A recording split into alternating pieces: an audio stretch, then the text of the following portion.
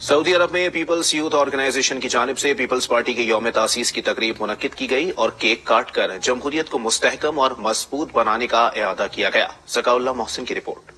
سعودی دارالحکومت ریاض میں Peoples youth organization کی جانب سے منعقدہ یوم تاسیس کی تقریب میں شرکاء کا کہنا تھا کہ پاکستان کی ترقی اور خوشحالی اور عوام کے معیار زندگی کو بہتر بنانے کے لیے ذوالفقار علی بھٹو شہید پیپلز پارٹی کا قیام عمل میں لائے اور ملک کو آئین دے کر جمہوریت کو مضبوط بنانے کی بنیاد رکھی، اور اس مشن کو محترمہ بینظیر بھٹو شہید نے جاری رکھا اور آج آصف علی زرداری اور بلاول بھٹو زرداری کی قیادت میں ملک کی خدمت کا فریضہ سر انجام دیا جا رہا ہے۔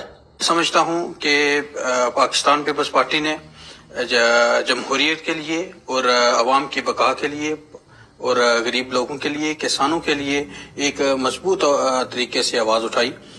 عام آدمی کی بات سنی جانی چاہیے، اس کے ووٹ کو وہ ویلیو ملنی چاہیے۔ آج پاکستان پیپلز پارٹی کا جو نعرہ ہے وہ اس ملک کے عوام تک پہنچ رہا ہے، اور پاکستان پیپلز پارٹی نے سیاست اور حکمرانی کو محلوں سے نکال کر ایک عام عوام تک لے کے آئے۔ اس پہ ہم شہید ذوالفقار علی بھٹو اور ان کے وین کو سلام پیش کرتے ہیں۔ تقریب سے پیپلز یوتھ آرگنائزیشن سعودی عرب کے صدر احتشام جاوید کوہلی، جنرل سیکرٹری اعجاز رحیم، پیپلز پارٹی ریاض کے صدر احسن عباسی، نائب صدر صداقت حسین نے اظہار خیال کیا۔ ذکاء اللہ محسن، آج نیوز، ریاض، سعودی عربیہ۔